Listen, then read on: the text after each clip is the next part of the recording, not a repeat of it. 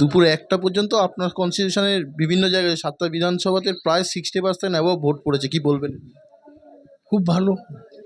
আমি তো খড়দা পানিহাটি হয়ে কামারহাটতে এলো, এখন বাকি জায়গায় যাব। উত্তর দমদমে গিয়েছিলাম। ভোট খুব ভালো হচ্ছে, পিসফুলি হচ্ছে। সিআরপিএফ একটু বেশি বেশি করছে, সেন্ট্রাল ফোর্সরা লোককে বিনা কারণে লাঠি টাঠি চালিয়ে দিচ্ছে, কিন্তু পাবলিক ভোট দিচ্ছে, এটাই আমরা আনন্দিত। একটু এসে সজল ঘোষে বাইট দিয়েছে বরানগর থেকে, যেভাবে মানুষ ভোট দিচ্ছে এবার বিজেপি সরকার আসবে, কি মনে হয়? সরকার পাগল, আর কি বলবো। ভোট বেশি দিচ্ছে তার মানে বিজেপি আসবে, এটা কে বললো? ওকে ভোট দিচ্ছে না, এটা আমি বলতে পারি। বিজেপি তো এখনো অনেক জায়গায় এজেন্টই দিতে পারেন। কামারহাটিতে কোথাও এজেন্ট দেয়নি। এই যে জায়গায় আপনি আছেন এখানে একটাও এজেন্ট দিতে পারেনি।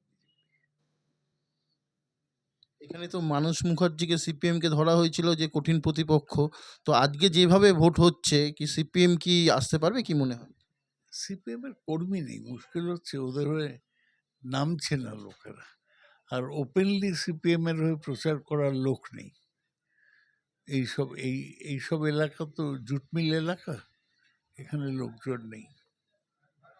প্রথম দফা এবং দ্বিতীয় দফার এই এখন পর্যন্ত যা ভোটের হার বা যেভাবে ভোট হচ্ছে, কি মনে হয় তৃণমূলের কটা আসন পেতে পারে না এবার? না, এইসব আমি বলবো না, এগুলো মিডিয়ার কাজ, আমার কাজ না। আমি জেনারেলি বলবো।